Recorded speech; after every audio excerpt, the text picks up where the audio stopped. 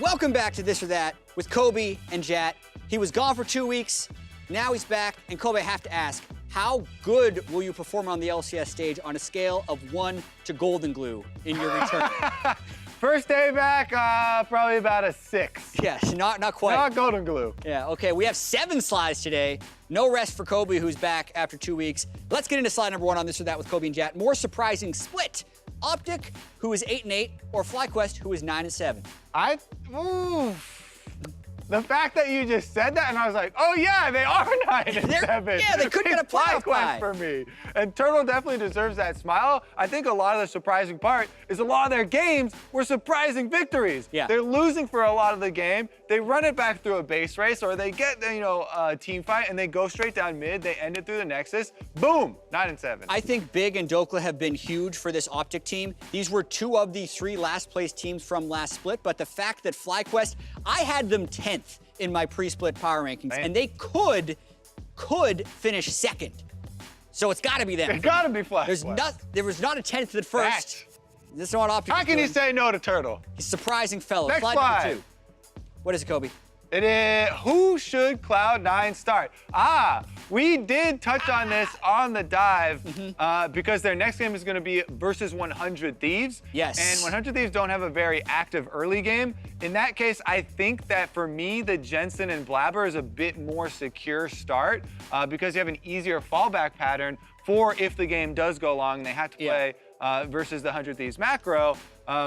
Because Jensen, especially since he's also been playing supportive mid laners, you have the Zilean revive and speed up support for the rest of the team rather than just the smashing mid that we did see, which is a very successful and viable strategy for Golden Glue and Sven. What they proved is Golden Glue, Svenskar, and Jensen and Blabber are all LCS caliber players at a high level. So the choice is very difficult.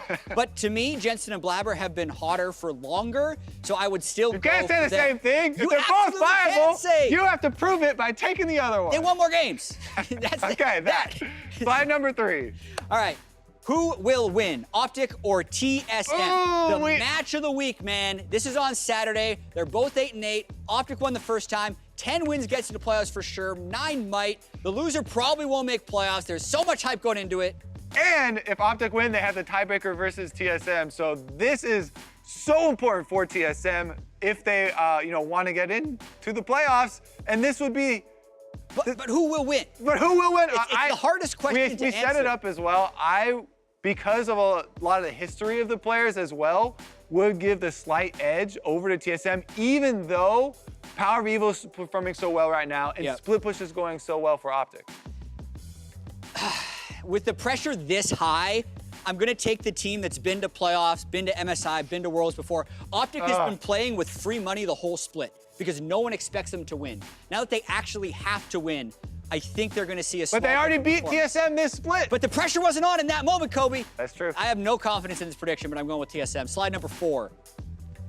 Feels worse. Mundo 1v5 in your team or getting one. We always have these kinds of questions with Zoe. We're like, most overpowered. It's the needs of the slide first, that most keeps on annoying. giving, Kobe. Just put Zoe in it. Just keep flaming Zoe. I see the formula. I think Mundo 1v5 in your team, when that actually happens, feels worse because it is more hopeless. People can stand in front of Zoe. You can say, build MR. You can say, get a QSS. There's all these things you can say afterwards. When Mundo runs through your team and kills all 5 people, you can say to get 6,000 more gold so you can kill him, but it just doesn't happen. Yeah, I'm usually the Mundo side though, so I don't really get to have that feeling. Feels pretty good to me. I'll go with Zoe. I'll follow the formula, flame Zoe, then you get up votes. I'd go with accuracy personally. Next slide. Next slide. Number 5 on This or That. More thankful for franchising. The last place Golden Guardians or the tied for last place Paratologic Gaming. Remember, the big point about this is the fact that there is no relegation tournament with franchising, so they can be in last and they can experiment. Both these teams have gotten rid of their coaching staff I got a good recently. answer. What is it? This team would not exist without franchising. Boom! Golden Guardians more thankful for franchising. CLG already existed. Can't argue with that. Gotcha. There is a rule that in like 4 years could kick in. If you're finished 9th or 10th, 5 out of 8 splits, then you're possibly able to be replaced. Yeah. That's so far in the future. One of these teams has to pick it up eventually, but you can't argue with that. Next slide. we're just moving on. Who would you rather see at Worlds, Echo Fox or 100 Thieves? Ooh. This is a tough one because I want to see Dardox and Huni specifically at Worlds on the world stage to see if they can perform. All the European guys, when they came over for Riff Raffles, were just so complimentary of Dardox. But Afromu someday, this is definitely a tough one. What do you got? I know, it depends on success, right? I want to see the team that gives us the highest chance. And for me, success is actually making it to semifinals. We've made quarterfinals before. It haven't been semifinals in forever. I think Echo Fox could go to Worlds, and they could go 0-6 in the group stage. But I also think they're more likely to go to semifinals because the variance of that With team the way is so that high. Huni's been playing too? So they still have the chance, and I think it's slightly more likely than 100 Thieves, even though 100 Thieves will probably actually do pretty well. I think they have 3 wins at least in the group stage. They might go to quarterfinals, Yeah. but I think this team has a higher ceiling, so I want to see them go. Shoot for the moon. Shoot for the moon. This is more consistent, but I'll go. Push up in lane, shoot for the moon. You get that solo kill. Next slide. Satyr death animation. The new Nunu and Willem or Dragon Trainer Tristana. Did you read the Well, I new haven't seen this thing whole about one. Well, okay, so the pitch was, I read this in an article, that the new Nunu and Willem was, they tried to make it a sadder death animation than the Dragon Trainer Tristana.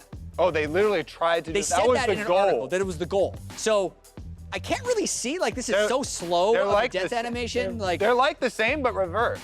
yeah, I'm just gonna assume that this is sad. But then I'm going with the original. Yeah, I have no emotional attachment. I haven't played the champion yet. This one does it for me with the nose nudge. Yeah, I wish it was fast. And look at the face. This one shows the face. You don't see the dead face. But he's like a dead giant Face! Willem. Right there. Eyes closed. Boom. All right, was that the last? Dead. Yeah, it's a joke slide. It was. All right. That wasn't a serious discussion. You're not really worried about Diagon. Do you want to play the new Nunu? Yeah. I'm a You want to funnel me? So, yeah, sure. I'm a little concerned that it's going to be really OP because I feel like they put Blood Boil just like on the passive and he gets all this stuff. I saw the around him. machine gun And snowball. he can like That consume looks champions now. I think it's just going to be busted. That's just my gut reaction. I'm going to play him though. Cool. Yeah. Yeah. And it's going to be really sad.